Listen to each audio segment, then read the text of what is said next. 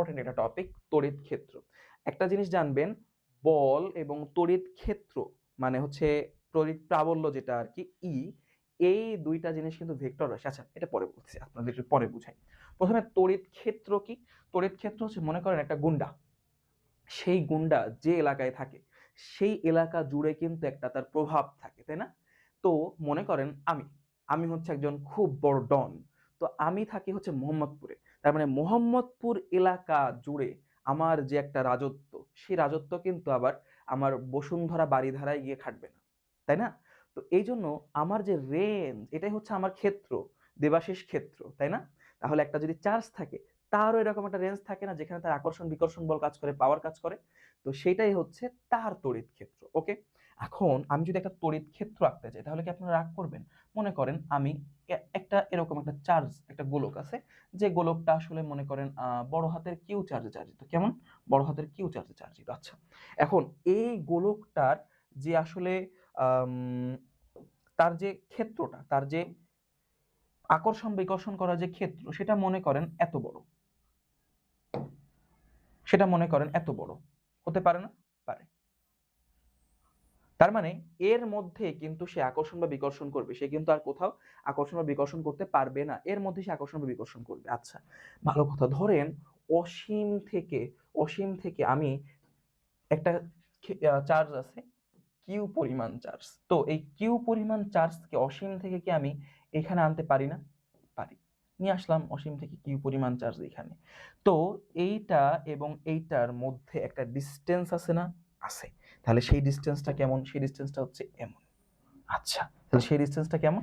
সেই ডিস্টেন্সটা হচ্ছে এমন। বুঝলাম। এই ডিস্টেন্সটাকে আমরা বলতেছি আর।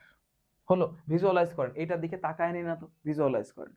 তাহলে মনে করেন এই দুইটার, বড় হাতের কিউ এবং ছোট হাতের কিউ, এদের মধ্যবর্তী যে আকর্ষণ বা বিকর্ষণ বল, সেটা কত?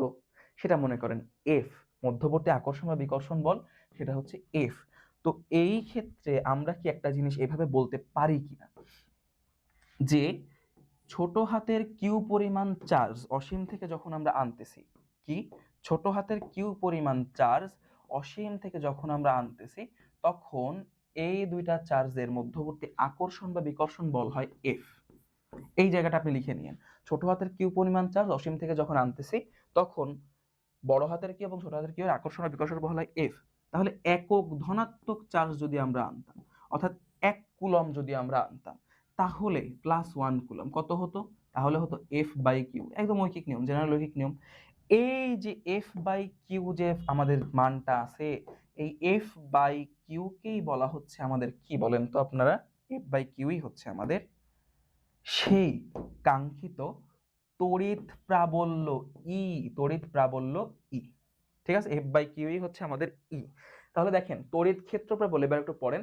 তড়িৎ ক্ষেত্রের কোনো বিন্দুতে একটি একক ধনাত্মক চার্জ স্থাপন করলে তা যে বল অনুভব করে, তা যে বল অনুভব করে, অর্থাৎ যদি আমরা কিউ পরিমাণ চার্জ ওইখানে ইনপুট দেই, তাহলে বল অনুভব করে এফ।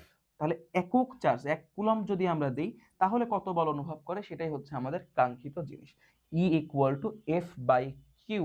ই ইকুয়াল টু কি? F by Q. এখন আপনাকে মাথায় রাখতে হবে, এখানে যে কিউ, সেটা কি? যেটা আনা হয়েছে, যাকে আনা হয়েছে, কিউ যেটা, যাকে আনা হয়েছে। আচ্ছা, এই জিনিসগুলো আমরা একটু পরের স্লাইডে একটু পড়ি। এতটুকু clear? E equal to F by Q, এটা ক্লিয়ার? আচ্ছা, দেখেন আমরা এবার একটু সুন্দর করে জিনিসগুলোকে সাজায় সাজায় লিখি।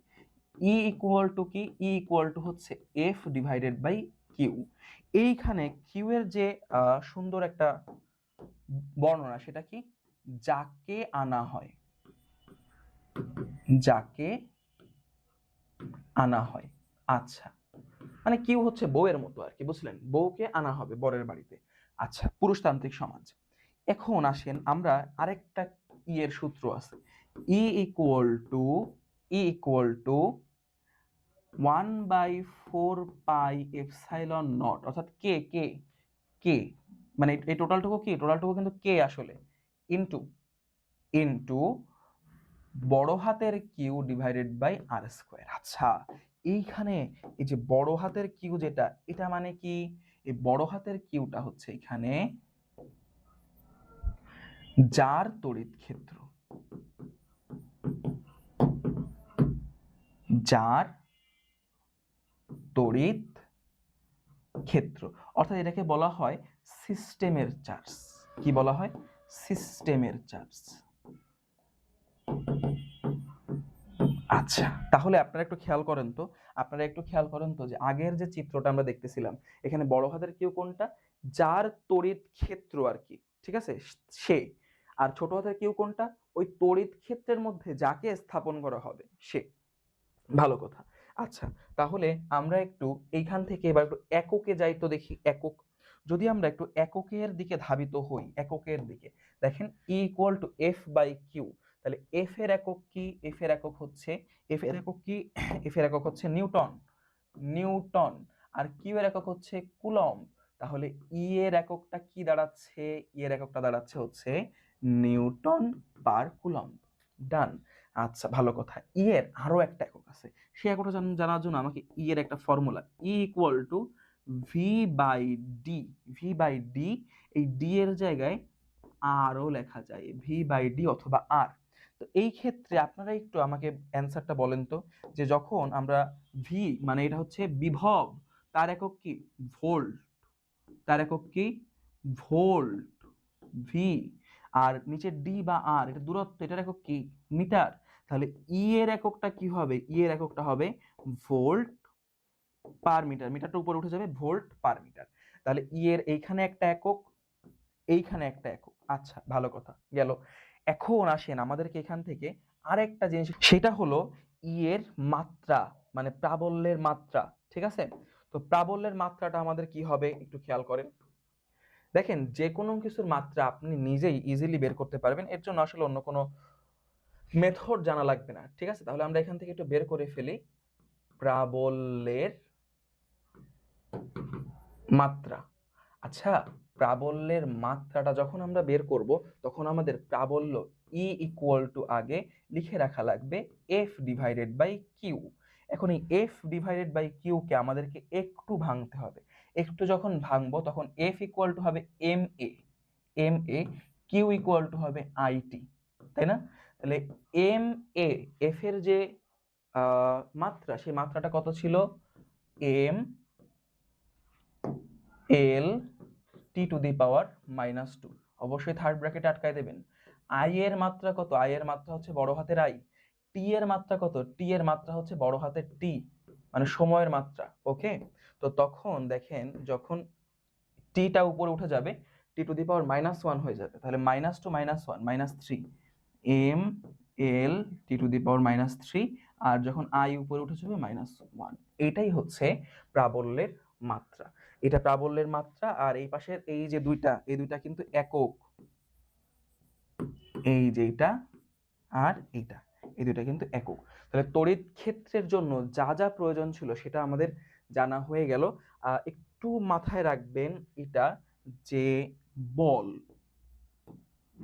ও প্রাবল্য ভেক্টর রাশি। কি রাশি? ভেক্টর রাশি। আর আর যখন আমরা বিভবের কথা বলবো, বিভব সেটা কি? সেটা স্কেলার রাশি, স্কেলার। আচ্ছা, এটার মানে কি? এটার মানে হচ্ছে বল আর প্রাবল্য যখন আমরা পড়ব, তখন আমরা এটাকে সরাসরি যোগ করতে পারবো না। মনে করেন একাধিক দিকের, আপনি মনে করেন একাধিক দিকের আপনার প্রাবল্য আছে বা বল আছে, তখন কিন্তু আমরা সরাসরি যোগ করতে পারবো না। তখন আমাদেরকে কি করতে হবে? তখন আমাদেরকে একটু অ্যাঙ্গেল নিয়ে চিন্তা করতে হবে, যে দুইটা বল কত ডিগ্রি কোণে কাজ করতেছে। কিন্তু যখন আমরা বিভব নিয়ে কাজ করব, বিভব নিয়ে আমাকে অ্যাঙ্গেল চিন্তা করতেই হবে না। বিভব just v1 plus v2 plus v3 plus v4, একদম সরাসরি যোগ করে দেব। ঠিক আছে, তো আমি মনে করি যে তড়িৎ ক্ষেত্র এতটুকু আপনাদের জন্য এনাফ হবে।